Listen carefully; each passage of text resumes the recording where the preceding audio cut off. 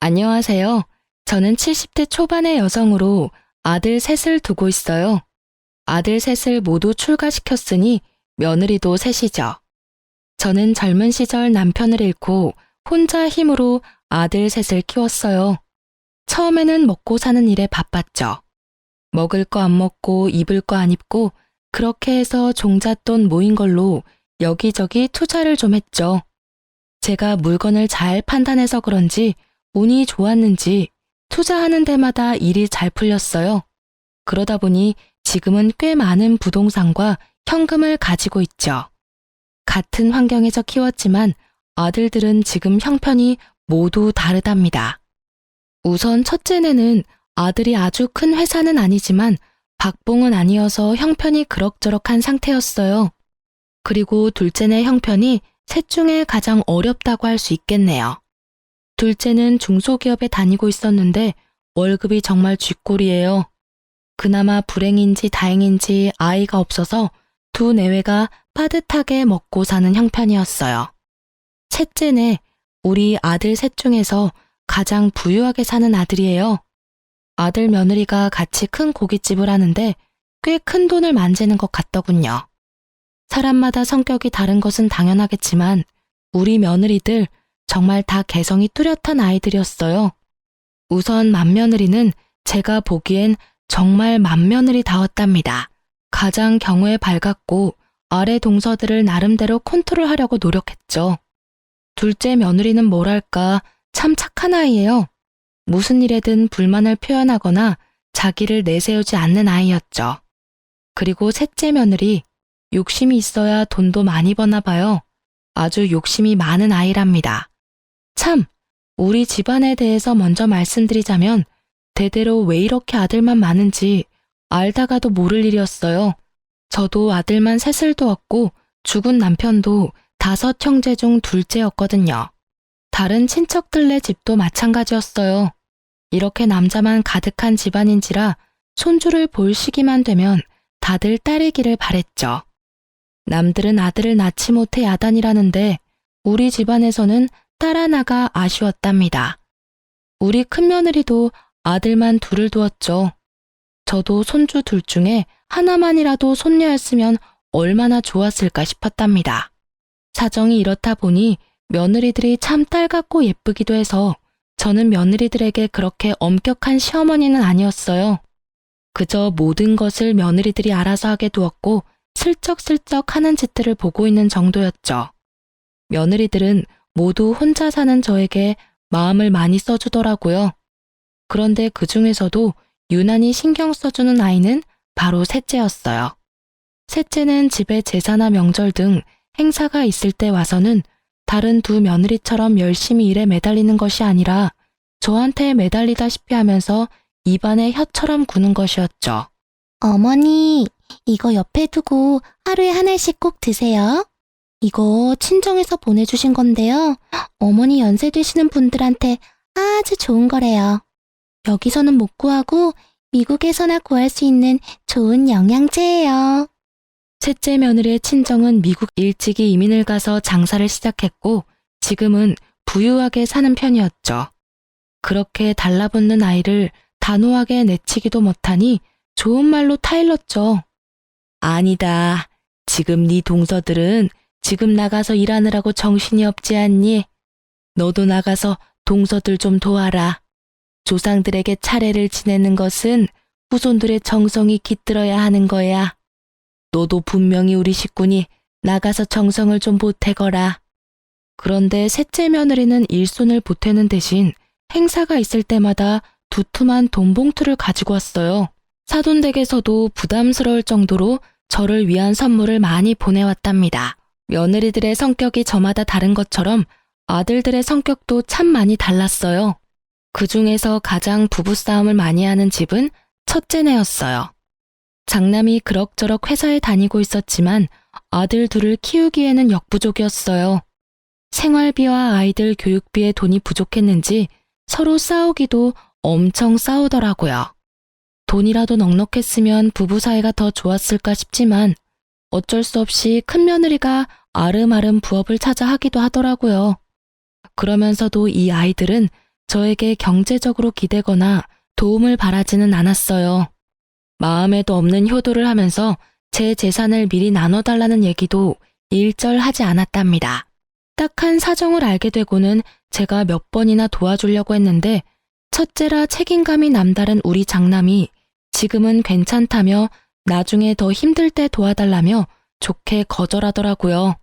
첫째 애들은 많이 다투는 소리가 들리지만 반대로 둘째네는 아직 아이가 없어서 그런지 부부싸움도 한 번 안 하고 둘이 알콩달콩한 결혼 생활을 즐기더라고요. 둘째 며느리는 성격도 착하고 저에게도 참 살갑게 다가와줬죠. 자식이 없으니 둘이 벌어서 생활하기에는 부족함이 없는 형편이었죠. 그런데 문제는 막내 며느리였죠. 아주 욕심쟁이 샘쟁이였어요. 뭐든지 많이 갖고 싶어 했고 남에게 지는 것은 싫어하는 성격이었어요. 가족 행사가 있을 때마다 얌체같이 쏙 빠지면서 돈으로 퉁치려는 셋째를 보고 쟤를 어쩜 좋을까 한숨만 나오더라고요. 동서, 아버님 제삿날에 또 늦게 온다는 거야? 도대체 뭘 믿고 이렇게 집안 행사 때마다 뒤로 빠지는지 모르겠네. 혼자 빠지려고 머리 쓰지 말고 시간 맞춰 어머님 댁으로 와. 알겠지? 아유, 형님.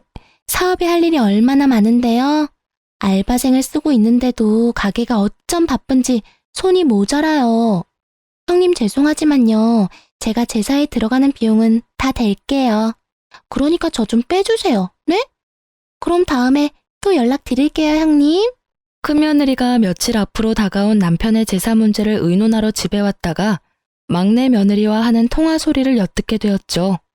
나이도 많은 형님인데 어린 막내가 어쩜 저리 약을 올리는지 참다 못한 큰며느리가 제게 말하더라고요. 어머니, 막내 동서 정말 이제는 못 봐주겠어요.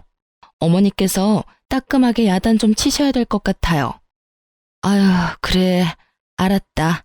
내가 짬을 봐서 잘 얘기해보마. 남편의 제삿날에도 돈으로 퉁치고 와서 절만하고 가려는 셋째 며느리가 저도 솔직히 미웠어요.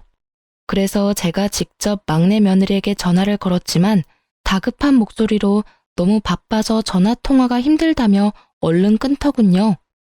형님, 여기 있던 김치통들 못 보셨어요? 분명히 여기 놔뒀는데 감쪽같이 없어졌어요. 아니, 김치통에 발이 달린 것도 아니고 이게 도대체 어떻게 된 거야? 그러고 나서 둘째 며느리가 근처에서 돈봉투 하나를 발견했다죠.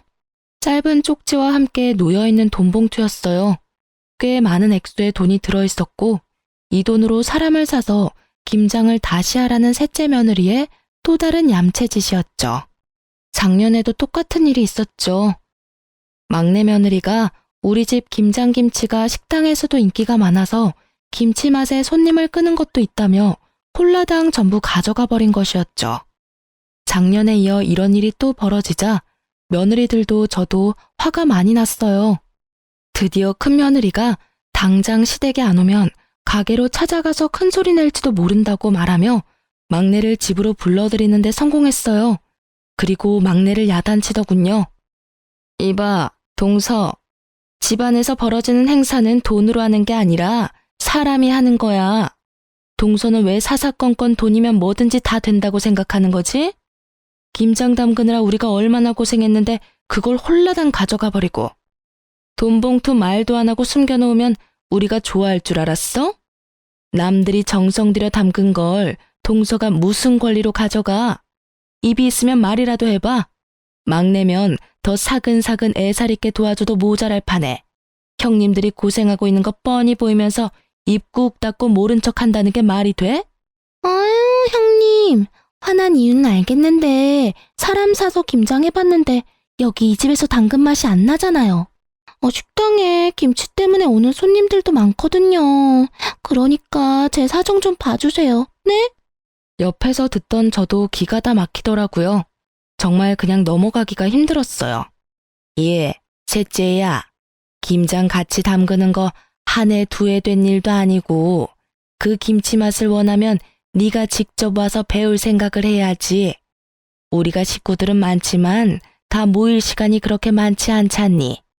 다 같이 모여서 사는 얘기도 하고 천천히 김치도 담그자는 얘기다. 그런데 막내만 보란 듯이 툭 빠지면 시작하기도 전에 사기가 떨어지지 않니? 네 형님 말 잘 새겨 듣고 다음부턴 김장도 직접 와서 배우고 가거라.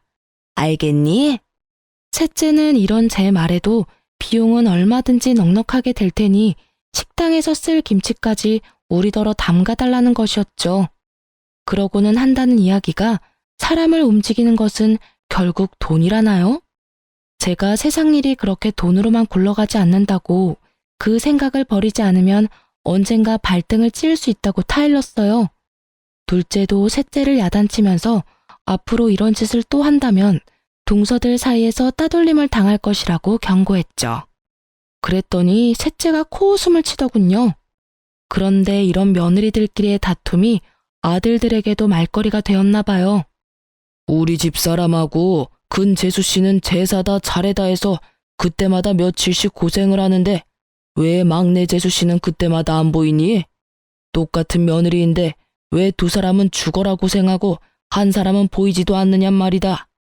오죽하면 이런 말이 내 귀에까지 들어오더라. 돈 봉투 놓고 사라지거나 엄마 옆에나 딱 붙어서 아부하는 거 이제 하지 말라고. 네가 재수 씨한테 잘 말해. 그러게 말이다. 너희 지난번 설에도 집에 돈만 보내고 둘이 스키장 간 거 내가 다 안다. 우리가 비록 너처럼 많이 벌지는 못해도 집안 행사 때 쓸 돈은 낼 수 있어. 그 돈 없어서 집안 행사 못 치르지 않는다. 돈만 보내는 게 얼마나 예의 없는 짓인데 재수 씨 때문에 우리 기분이 어떻겠냐? 우리도 빠지고 싶고 놀고 싶지만 집안 행사니까 참고 하는 거야. 막내야, 어린 건 알겠지만 너도 한 집안의 가장이니까 네가 먼저 솔선수범하고 책임감 있게 행동해야 돼. 그래야 재수 씨도 보고 배우지. 아니, 제 와이프가 뭘 그리 잘못했다고 다들 왕따를 시켜요? 그렇게 그런 게 억울하면 형들도 돈 버세요. 돈 벌어서 힘들지 않게 살면 되는 거죠. 그냥 일 안 하는 것도 아니고 충분히 행사 비용 될 만한 돈은 내놓고 빠지는 거잖아요. 저희도 억울한 부분이 분명 있다고요. 각자의 사정이 있는 거잖아요. 고깃집으로 장사 잘 되는 게 얼마나 힘든 건지 아세요, 다들? 하루라도 장사 안 하면 주변 상권에 밀리기 일쑤라고요. 물 들어올 때 노져야 되는데 지금이 물 들어올 때라 절대 빠질 수 없어요. 저흰 형님들과는 다르게 하루하루가 바쁘다고요. 위에 아들 둘도 셋째 아들의 이런 말에 어이가 없는 모양이더군요.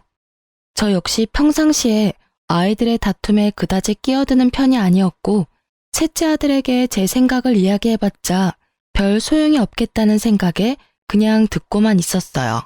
그리고 답답해서 잠시 현관문 밖으로 나갔다가 앞집 손녀딸을 보게 되었죠.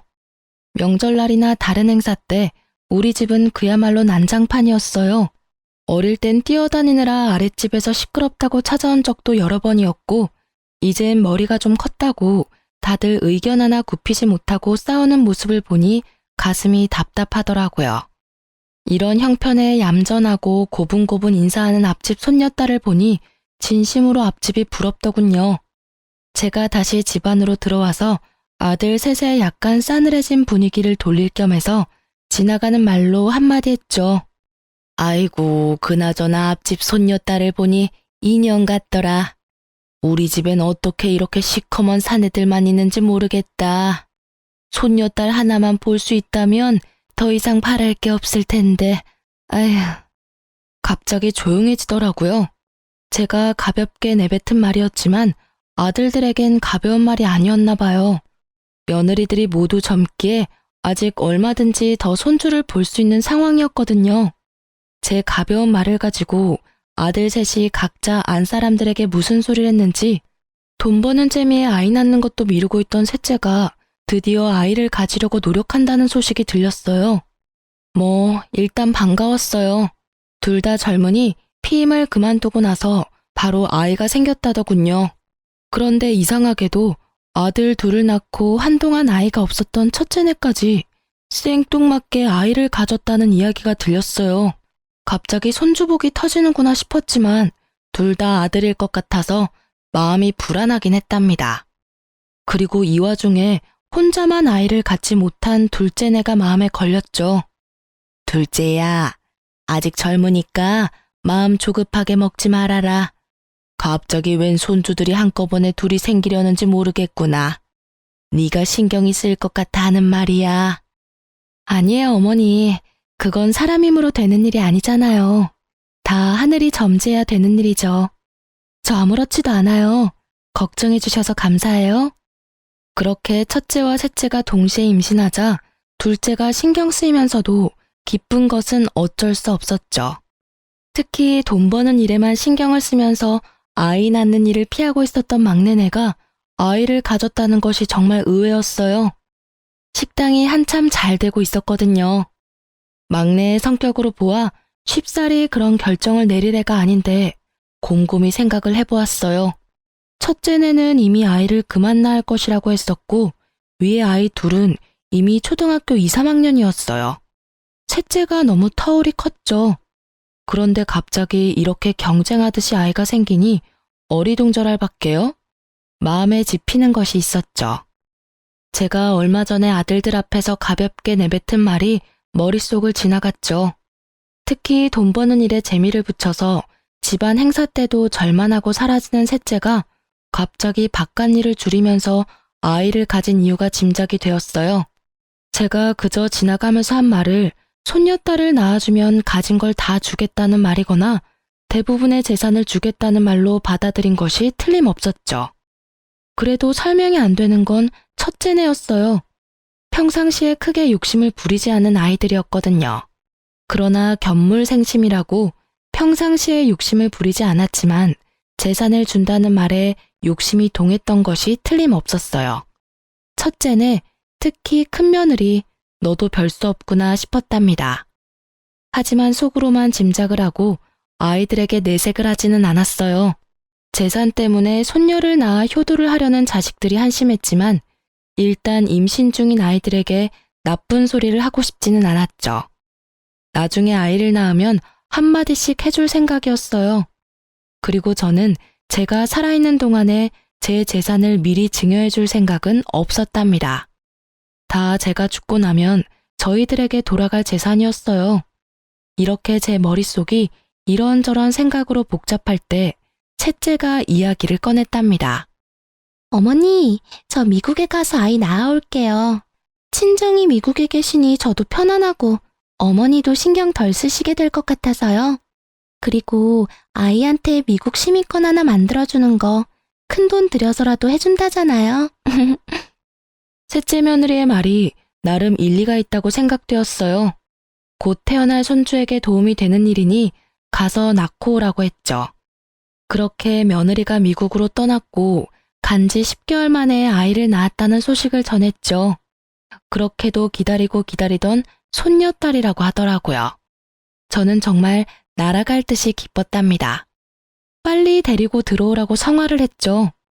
며느리가 드디어 아이를 데리고 들어왔어요.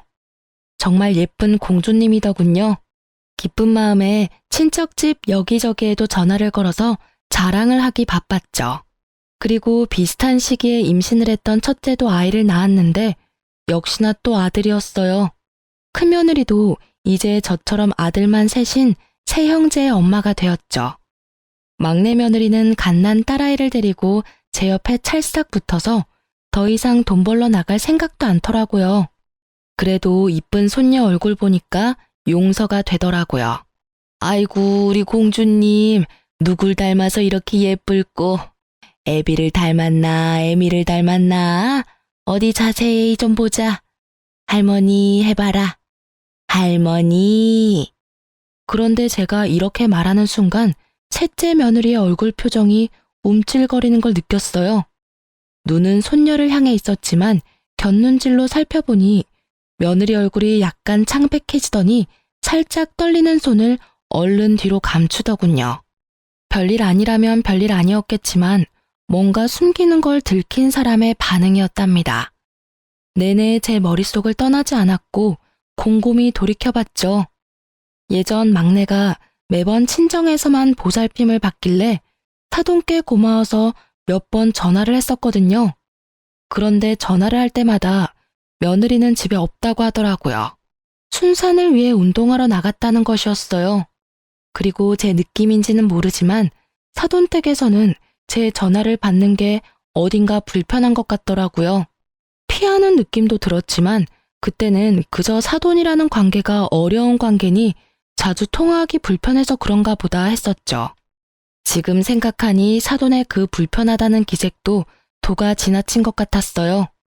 며칠을 이런저런 생각으로 끙끙 앓고 있다가 가만히만 있어서는 안 되겠다는 생각이 들더군요.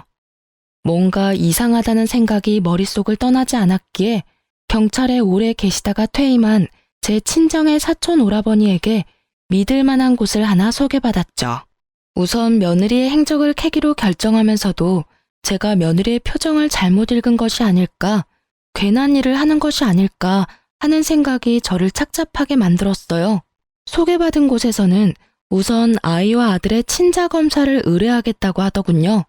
TV에서 본 것이지만 요즘은 머리카락, 하다못해 쓰던 칫솔이라도 가져다 주면 친자 관계 검사를 해준다는 것은 들어서 알고 있었어요. 그래서 며느리가 아이를 데리고 왔을 때 아이의 머리카락을 몰래 모아두었죠. 그리고 아들의 머리카락도 어렵게 모았답니다. 그렇게 해서 친자 검사가 진행되었고 결과는 충격적이었어요. 손녀가 우리 아들의 친자 관계가 아니라는 것이었죠. 우선 며느리의 불륜을 의심할 수밖에 없었답니다. 저는 충격에 며칠 동안 식음을 전폐하다가 우선 며느리를 불러 직접 물어봐야겠다고 생각했죠. 아무것도 모르는 막내 내외가 아이를 안고 집으로 들어서더군요. 그런 셋째 앞에 제가 그 검사의 결과지를 내밀었죠. 막내 며느리의 얼굴이 파랗게 질리면서 서 있을 힘도 없는지 그대로 주저앉아 버렸죠. 도대체 왜 이런 일을 저지른 거냐? 막내 너, 솔직히 물어보거라. 저 아이가 네가 밖에서 딴짓을 해서 낳은 아이가 맞느냔 말이야. 아들, 넌 왜 놀라지 않는 거니? 설마 너도 알고 있는 사실이니? 빨리 말해보거라. 우리 핏줄도 아닌 아이를 왜 네가 키워주려 했냐는 말이다. 어머니, 저 다른 남자 만난 적 없어요. 그 점에선 저 결백해요. 어머니, 그것만은 믿어주세요. 그러면서 털어놓는 며느리의 얘기를 듣고는 더욱 놀라고 말았어요. 이 일을 계획하고 실천에 옮기도록 한 것이 다른 사람이 아닌 아들이라는 것이었죠. 사실을 따져 물었어요. 아들이 아무 말 없이 바닥을 보고 있더군요. 그리고 흥신소에서는 또 새로운 소식을 알려왔어요. 며느리가 임신을 하고 출산을 하기까지 미국에 있었다는 것이 거짓이었다죠. 그 기간 동안에 며느리의 출입국 기록이 없다는 것이었어요. 귀신에 홀린 것 같다는 생각이 들더군요. 여기까지 듣자 눈앞이 캄캄해지면서 다리에 힘이 다 풀렸어요. 그러니까 임신하지도 않은 아이를 임신했다고 했고 당연히 국내에서 출산을 할 수가 없으니 원정 출산을 하겠다고 한 거였어요. 막내 며느리가 국내 어딘가에 아주 교묘하게 숨어버리고 10개월이 지나기를 기다리면서 그 사이에 아이의 입양을 추진한 것이었죠. 그러니까 결국 셋째가 손녀딸이라고 데려온 아이는 입양하라는 결론이었어요. 결국 제가 지나가면서 한 말을 가지고 저희들끼리 오해를 해서 빚어진 참담한 효도 경쟁의 결과였죠. 그러고 보니 비슷한 시기에 맏며느리가 위에 두 아이와 터울도 있는데 갑자기 또 아이를 가졌다는 것도 이상했죠. 과연 우연의 일치일까요? 맏며느리를 우선 불러서 물어보았죠. 저희는 이제 아이를 그만 낳으려고 애들 아빠가 단산 수술을 했었어요. 그런데 갑자기 아이가 생겼어요, 어머니. 이상하긴 했지만 이미 생긴 아이를 어떻게 하겠어요? 이 말도 듣기에 따라서는 며느리가 딴짓을 했구나 싶기도 한 말이었어요. 하지만 이 말을 전혀 아무렇지도 않게 하는 큰며느리에게서 한치의 의심도 느낄 수가 없었죠. 그래서 소개받은 사람들에게 큰아들 내외에 대해서도 조사를 부탁했어요. 그런데 흥신소 사람들은 큰아들과 며느리 둘 다 일상에서 전혀 벗어나지 않고 있다더군요. 저는 이번에 큰아들을 따로 불렀어요. 큰아들은 이 우연과 관련이 있을 것 같았거든요. 엄마, 그게 있잖아요. 제가 집사람하고 상의 없이 단산 수술을 한 것을 풀어버렸어요. 그래도 아들이나 딸이나 반반 가능성은 있는 거잖아요. 그래서 50% 확률에 기대본 거예요, 엄마. 잘못했어요. 엄마, 제가 진짜 잘못했어요. 이 말을 듣고 저는 정말 큰아들이 한심해서 한숨이 저절로 나왔답니다. 아이는 부부가 합의해서 낳는 거지 어떻게 한쪽이 일방적으로 아이를 갖게 한다더냐. 막내만큼 나쁜 방법을 쓴 것은 아니지만 너도 결국은 똑같구나. 상속될 재산을 바라고 내가 원하는 것을 해주려 한 거였어.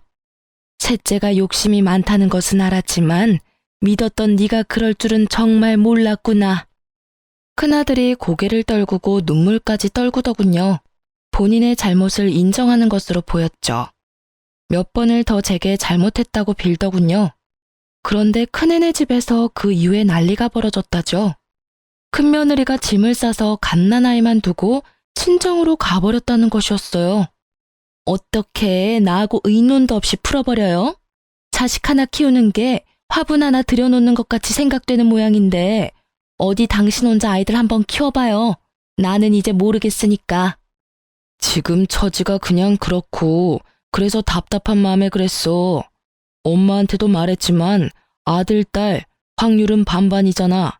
그래서 그 확률에 좀 기대본 거였다고. 제발 이러지 말고 집으로 가자. 응? 확률? 아이가 무슨 로또인 줄 알아요?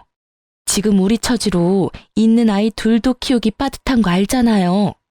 가뜩이나 이제부터 돈이 많이 들어갈 시기인데 아이가 하나 더 생겼으니 당신이 알아서 해요. 아무튼 당신이 벌인 일이니까 알아서 책임지겠죠. 딸 키우는 것보다는 아들이 돈은 덜 들잖아. 그리고 낳아놓으면 어떻게든 자라기 마련이라고.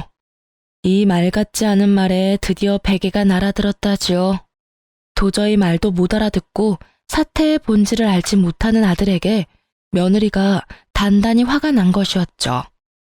아들이 몇 번을 더 가서 싹싹 빌었고 결국 일주일 뒤에 며느리를 데리고 오는데 성공했어요. 아들 복이 터진 집안에 하나 더 생겼다고 크게 다를 것도 없어요. 당신이 쓸데없는 욕심을 부린 데에 너무 화가 나서 이대로 헤어져 버릴까 생각도 했지만 아이들 생각해서 그냥 넘기기로 했어요.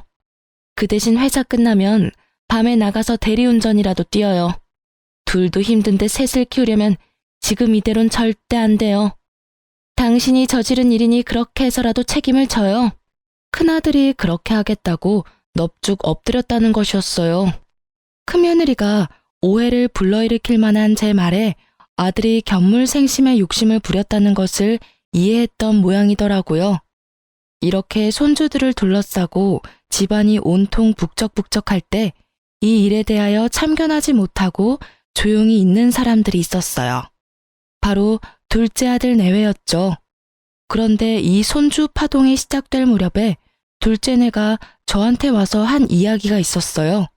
그때 둘째 아들과 며느리가 하는 말에 저는 한 번 더 놀랐고 가엾어서 눈물을 흘렸답니다. 어머니, 제가 아이를 못 갖는데요. 이 사람한테는 문제가 없고요. 그래서 저희가 입양을 하려고 해요. 집안에 하도 아들만 많으니 예쁜 딸을 입양하려고요. 그런 둘째 며느리의 손을 잡고 그저 아무 말도 할 수 없었죠. 제가 손을 가만히 잡아주자 둘째 며느리가 눈물을 보이더군요. 아들이 그런 며느리를 달랬고요. 저는 입양을 하겠다는 둘째네의 입장에 전적으로 찬성했어요. 사태의 내막을 알게 된 저는 막내 아들과 며느리에 대해서 화가 날 대로 났어요. 낳지도 않은 아이를 낳았다고 저를 속이고 사돈집까지 그 일에 모두 가담했다는 데에는 정말 참을 수가 없었죠. 저는 아이들 6을 모두 불러 모았어요. 우선 셋째, 내 말을 잘 들어라. 입양한 아이도 분명히 네 아이다. 입양을 갈 처지가 되었다면 그것은 이미 부모로부터 한번 버림받은 거야. 그 아이를 너희가 데려오지 않았다면 어쩌면 더 좋은 곳으로 가게 됐을지도 모른다. 그 책임은 분명히 너희들이 져라. 그 애를 잘 키우도록 해. 셋째네가 그런데 대답이 없더군요. 제가 재차 아이한테 미안한 것을 알고 잘 키우라고 말해도 대답이 없는 것이었어요. 이렇게 해서 셋째네가 가짜 손녀를 만들어 가지고 왔다는 것이 마지네와 둘째네에게까지 알려지게 되었죠. 하지만 막내 아들은 여전히 뉘우칠 줄 모르고 말하더군요. 형들도 솔직히 말해 보세요. 엄마가 가진 재산 다 준다고 했잖아요. 그 말에 혹하지 않을 사람이 누가 있어요? 엄마 재산이 한두 푼도 아니고 말이에요. 형들이 정말 나 같은 생각을 전혀 안 했다고 할 수 있어요? 큰아들이 부끄러운지 먼저 고개를 숙이더군요. 그렇지만 동생에게 할 말은 하더라고요. 엄마 말씀을 요즘 와서 곰곰이 생각해 보니 엄마가 손녀를 보게 해주면 모든 재산을 다 준다는 말씀이 아니었어. 나 역시도 그렇게 착각을 했었다. 그런데 내가 그 생각이 잘못됐다는 걸 어떻게 알았는 줄 아니? 우리 엄마라는 분을 알기 때문이야. 결코 재산을 내걸고 효도를 부추기는 분이 아니라는 말이다. 거기까지 생각이 되니까 내가 정말 미련했구나 싶었다. 그런데 아무리 엄마 마음을 헤아리지 못한다 해도 어떻게 낳지도 않은 아이를 낳았다고 해서 데리고 올 생각을 해? 둘째 아들도 셋째 아들에게 한마디 했죠. 너하고 재주씨가 이런 일까지 벌일 줄은 정말 몰랐다. 너희들은 아이를 가지고 싶으면 피임만 끊으면 되는 사람들이잖아. 우리는 손녀가 아니라 아들만 줄줄이 낳는다고 해도 우리 피를 이은 아이를 가질 수가 없어. 처가에서 나한테 미안해 하셨지만 그건 이 사람이나 처가 잘못이 아니잖아. 그래서 정당하게 입양을 결정했던 거야. 너희들이 정말 자식이 갖고 싶어도 못 갖는 그 심정을 알기나 하냐? 둘째 며느리와 큰아들 내외의 눈시울이 붉어지더군요. 큰며느리는 갓난아들을 안고 있었고 셋째는 어디다 아이를 맡기고 왔는지 아이는 데리고 오지 않았더라고요. 이 순간에 갑자기 제 가슴이 덜컥 내려앉은 것은 왜일까요? 다들 킨 마당에 혹시라도 파양이라도 하지 않을까 덜컥 걱정이 되었죠. 애미가 이미 말했지 않느냐? 그 아이에 대한 책임이 있다고 말이다. 다시 말하마. 그 아이는 틀림없는 너희 아이고 내 손녀딸이야. 도대체 그 아이가 무슨 죄를 지어서 돌도 되기 전에 2번이나 버림을 받는단 말이냐? 이어서 둘째 며느리도 걱정이 되는 말투로 셋째에게 말하는 것이었죠. 평상시에 입을 잘 열지 않지만 입만 열었다 하면 전곡을 찌르는 둘째였어요. 동서, 만일 이 일이 들키지 않고 동서가 착각한 대로 어머니가 한 재산 떼어주셨다면 동서 그 아이 계속 키웠을 거 아니야. 적어도 어머니가 살아계실 때까지는 그 아이를 키웠겠지. 그치만 그 후에 어머니가 세상에 없으면 물건 버리듯이 가볍게 버릴 생각을 한 거 아니지 설마? 진짜 너네가 사람이야? 짐승도 그렇게 생각 안 해. 제발 내 말이 아니라고 대답해. 어서. 셋째네가 굳이 부정을 하지 않았고 제 가슴에 아주 바위덩이가 올라앉아 버렸죠. 아이를 낳았다고 데려온 지 몇 달, 벌써 돌이 다 되어가고 있는 아이였어요. 아이는 이미 제 마음속에서 의심할 바 없이 제 손녀딸이었답니다. 저는 단호하게 셋째네에게 말했죠. 만일 너희가 저 아이를 파양한다는 나쁜 생각을 한다면 너희는 내 아이들이 아니다. 너넨 이제 다 큰 성인이란 말이다. 자기가 한 일에 대해서는 당연히 책임을 져야 하는 거야. 혹시라도 그 아이를 버리면 내 눈에 흙이 들어가기 전까지 둘 다 내 앞에 나타날 생각은 하지 말아라.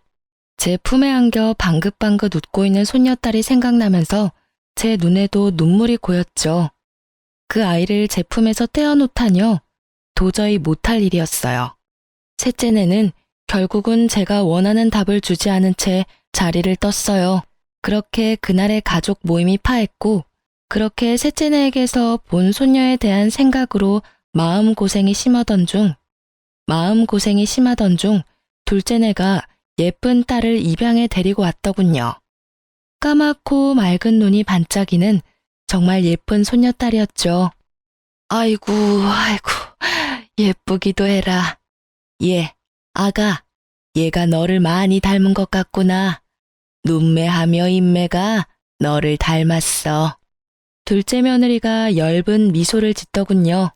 하지만 마냥 기뻐할 수만은 없었어요. 그렇게 둘째네 손녀에 대해서 정을 들이고 있을 무렵 결국은 셋째네가 손녀를 파양할 것이라는 말이 다른 두 며느리를 통해서 제게 들려왔어요. 두 며느리가 설득도 해보고 야단도 쳐보았지만 셋째네가 말을 듣지 않았다죠. 마음에도 없던 아이, 그저 한 재산 차지해보겠다고 입양한 아이였죠. 그러니 쉽게 파양을 결정할 수 있었겠죠. 우선 아이가 가엾어 눈물이 났고 정이 든 손녀딸을 그렇게 보낼 수는 없었답니다. 그런데 어느 날 둘째 며느리가 저를 찾아와서 의외의 말을 하는 것이었죠.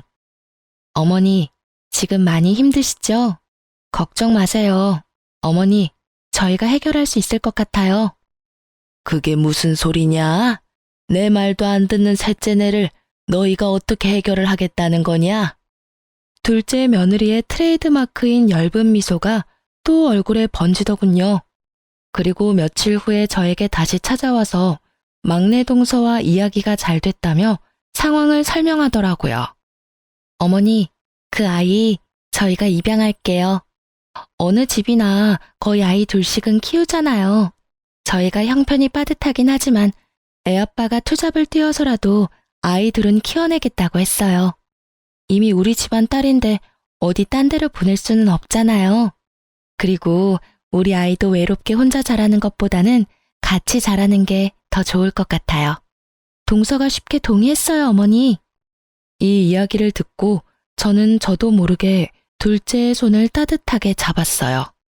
밥이 입에 넘어가지 않았던 저는 정말 둘째의 따뜻한 마음 씀씀이가 기특하기 이를 데 없었답니다. 그러나 저는 둘째가 그 아이를 새로 입양하기보다는 여전히 셋째네가 그 아이를 버리지 않기를 더 바랬어요. 하지만 셋째네는 제 기대를 저버리고 말았죠. 네가 결국 못할 짓을 하는구나. 나는 너같이 비인간적인 아들을 낳은 적이 없어. 어릴 때 비록 어렵게 키우면서도 그렇게 가르친 적도 없고. 그건 자기 자식을 버리는 거하고 똑같은 거야. 그걸 도대체 모르겠다는 거냐? 지금 그 갓난쟁이를 바라보는 셋째 며느리의 눈빛은 어디 남의 집 아이를 잠시 데려와서 돌봐주는 것 같았어요. 혹시나 한 번 더 버려질까봐 급한 마음에 일단 제가 데려와서 돌보았고 곧 둘째네가 아이를 데리러 왔어요. 아이를 받아 조심스럽게 품에 안는데 둘째의 따스한 마음이 느껴졌답니다. 두 손녀딸을 나란히 뉘어놓고 바라보았죠. 하마터면 버려질 뻔했던 셋째네 아이가 다시 우리 집 아이가 된 것이 너무나 다행이었고 둘째네에 대한 고마움에 마음이 울컥하더군요. 너무나 기가 막히게도 아이를 낳을 수 없는 둘째에게 갑자기 아이가 둘씩이나 생긴 거였어요. 그것도 우리 집안에서 눈 씻고 찾아볼 애도 없는 예쁜 딸이 말이에요. 저는 경고한 대로 정말 셋째네를 집안에 들이지 않았어요. 막내가 철없이 저한테 전화를 해서 따지더군요. 엄마, 아이를 입양했다가 파양하는 것은 부모의 자유잖아요. 그것 때문에 우리한테 문도 열어주시지 않는 건 엄마가 너무 하시는 거예요. 자유? 자유라고? 피치 못할 이유로 파양을 하는 경우도 물론 있을 수 있지. 하지만 너희들은 적어도 입양을 할 때부터 그 이유가 순수하지 않았다. 그저 내가 가진 재산을 물려받을 도구로 그 아이를 선택했던 거 아니냐?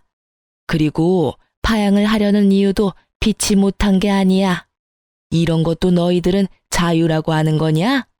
그건 자유가 아니라 한 아이의 인생을 마구 쥐고 흔드는 짐승 같은 짓이라고 하는 거야. 결국 서류까지 다 정리가 되어서 아이가 정식으로 둘째네 아이가 되었답니다. 고맙다. 네가 우리 집안의 소원을 풀어주었구나. 정말 미안하고 고맙다, 아가. 제 평생에 아이는 없을 줄 알았는데 하나가 생기니 하나가 또 생기네요. 이 아이 둘은 제 가슴으로 낳은 아이예요.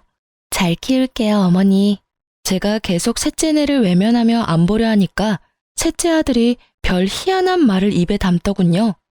제가 죽고 나서 두 형에게만 상속이 된다면 소송을 불사할 거라고 말이죠. 저는 이 말에 셋째 아들에 대해서 정말 머리끝까지 화가 치밀었답니다. 세상 일이라는 것이 참 희한하다는 생각이 들더군요. 집안에서 그토록 보고 싶어 하던 손녀딸을 아이를 낳을 수 없는 둘째가 둘이나 안겨준 셈이 되었으니 말이에요. 아이를 낳을 수 없다는 진단을 받았을 때 그 여린 것의 마음이 어땠을지 짐작이 가더군요. 세내에서 늦게 본 아들과 입양한 손녀 둘. 이 아이들이 무럭무럭 자랐어요. 큰아들은 정말 대리운전까지 하면서 셋이나 되어버린 아이들을 키우려 무단히 노력하고 있죠. 그리고 둘째네, 아이 둘을 키울 형편이 아니었어요. 며느리도 직장을 알아보아 취직을 했답니다. 아이 둘은 저와 큰며느리가 돌아가며 봐주었어요. 저는 그런 둘째에게 제가 가지고 있는 현금의 일부를 증여해 주었답니다. 큰아들네에게도 조금씩 도움을 주고 있어요. 둘째네는 자신들의 힘으로 키워보겠다고 했지만 저는 어릴 때 엄마가 같이 있어주는 것이 아이들을 위해서 더 좋을 거라고 판단했어요. 그래서 직장에 나가지 말고 아이들에게만 신경을 쓰라고 굳이 아이들의 양육비로 돈을 주었죠. 그런데 그렇게 잘 나간다던 셋째 아들의 사업이 갑자기 전 세계적으로 유행한 감염성 질병 때문에 된서리를 맞았다는 말이 들리더군요. 우리 셋째네뿐만 아니라 사람들이 모여야 장사가 되는 사업 특성상 자영업자들의 생계가 모두 막막한 지경에 처해버린 거죠. 그것은 미국의 사돈 때까지도 예외가 아니었다고 했어요. 심지어 제가 신경통 때문에 자주 가던 사우나까지 갈 수가 없게 되어버릴 정도였죠. 결국 셋째가 저에게 손을 벌리더군요. 큰 잘못을 저질렀지만 그래도 자식이라고 제 마음이 왜 흔들리지 않았겠어요. 하지만 여러 번 고심한 끝에 저는 셋째의 부탁을 들어주지 않기로 결정했어요. 아직 손녀딸 문제에 대해서 잘못했다는 기색이 없는 아이들이었죠. 그런 아이들에게 자신들의 노력도 없이 뭔가 생기는 것이 그 아이들을 위해서도 좋지 않다는 생각이 들더군요. 막내가 여러 번 도움을 청했지만 저는 식당 문을 닫고 나중에 포장마차부터 다시 시작하는 것까지 각오하라고 했어요. 그렇게 스스로의 힘으로 다시 일으켜보라고 했죠. 세월은 무심하게 흘러서 새로 태어난 새 손주가 무럭무럭 자랐고 어느덧 초등학교에 입학할 나이가 되었어요. 저도 이제는 팔순을 바라보는 노인네가 되었죠. 자식을 포기한다는 일, 참 어려운 일이더군요. 셋째네를 그렇게 내치고 저는 참 많이 울었어요. 여전히 제 재산에 대해서 소송이니 뭐니 하는 말을 입에 담고 있지만 그래도 저는 그 아이들이 우선 잘못을 뉘우치고 사업을 자신들의 힘으로 다시 일으키기를 바라고 있어요. 지금까지 제 아들 일이라 정말 창피하지만 가짜 손녀를 만들어서 원정 출산으로 꾸민 철없는 셋째 아들네 이야기를 들려드렸어요. 그리고 정말 기가 막히게도 이 이야기는 또한 아이를 낳을 수 없는 며느리가 손녀를 둘이나 안겨준 제게는 참 뭉클한 사연이랍니다. 여러분도 오늘 하루 따뜻한 하루 되시길 바랍니다. 긴 글 읽어주셔서 감사합니다.